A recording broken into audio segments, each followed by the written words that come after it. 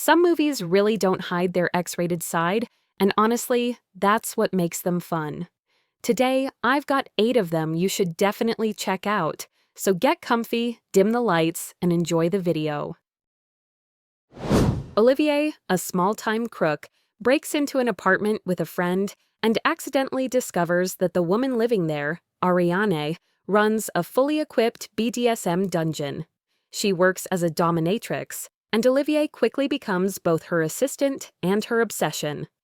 As they fall into a relationship, the real tension becomes a battle over who's truly dominant and who's willing to submit. Maitresse was unusually bold for its time. When it was first submitted to the BBFC in 1976, the board admitted it was well made and had real artistic intent. But the BDSM scenes went further than anything they had previously approved, so the film wasn't granted a certificate. When it was resubmitted in 1981, it finally received an X after almost 5 minutes of cuts. The US release also carried an X rating. It wasn't passed uncut until 2003. The BDSM material still feels startlingly realistic, showing the kind of scenarios a professional dominatrix might encounter.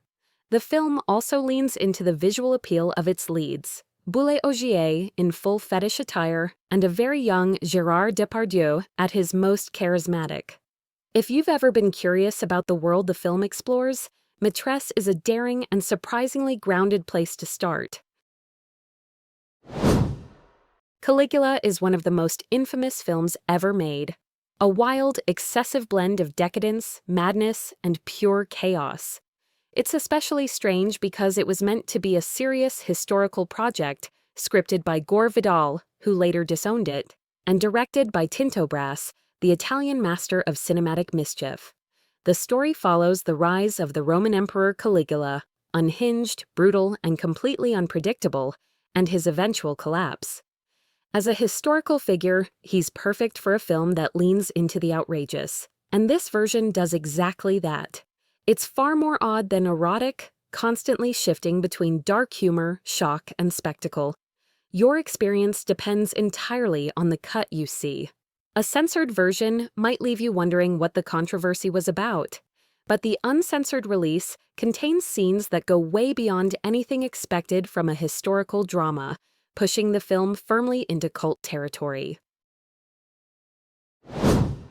Directed by legendary sexploitation filmmaker Russ Meyer, Vixen is often considered one of his most openly erotic films. It was also among the first titles to receive an X rating from the newly formed MPAA, and unlike some of his later, more chaotic comedies, this one plays things a bit straighter, at least until the satire kicks in near the end. The film follows Vixen, a woman living in the Canadian wilderness who grows restless while her husband is away. To entertain herself, she uses her charm to seduce almost anyone who crosses her path, a Mountie, a couple her husband brings home, and even her own brother. Everyone seems to know exactly what she's like, except her husband. Vixen herself is written as a deliberately provocative and often unpleasant character, and much of the film's impact comes from how boldly it leans into that. Erica Gavin's presence as the title character gives the movie its energy, and for anyone curious about Russ Meyer's unique blend of eroticism, satire, and shock value, Vixen remains one of his defining works. The Ages of Lulu follows one woman from her teenage years into adulthood, tracing her sexual awakening and her growing pull toward breaking taboos. Directed by Biggest Luna, the film dives headfirst into Lulu's increasingly risky and provocative experiences, never holding back on the erotic spectacle. What it doesn't do is build Lulu as a real character. So when her life spirals into darker territory, it's hard to feel much for her. The movie works mainly as a showcase of transgressive sexuality, explicit, wild, and designed to shock, but not as an emotional story.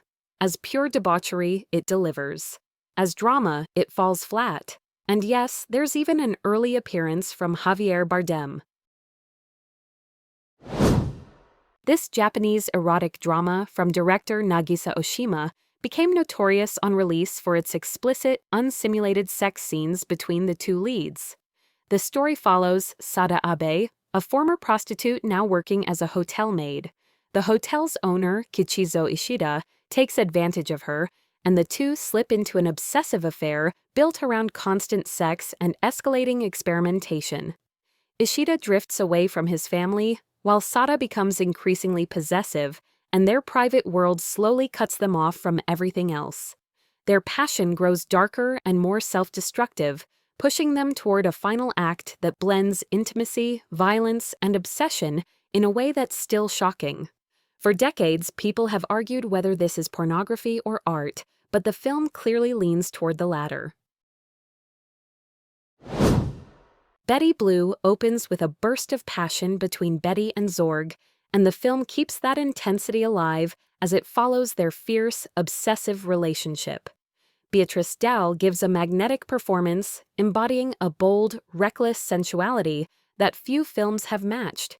She's impossible to look away from, and her chemistry with her co-star makes their intimacy feel startlingly immediate.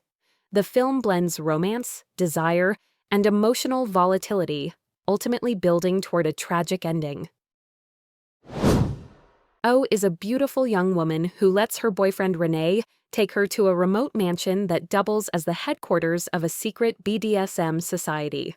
There she's trained and tested in submission, drawn into a world built entirely around control, ritual, and obedience. The film mixes very 70s, slightly kitschy aesthetics with a serious exploration of power dynamics and desire.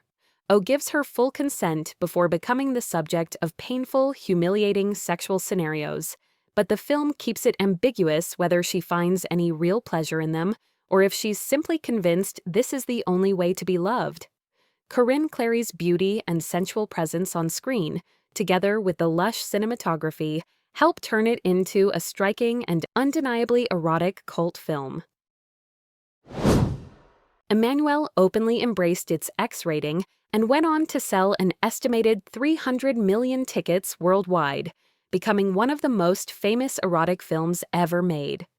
It also launched a long-running franchise and set the tone for an entire wave of soft-core erotic cinema in the 1970s.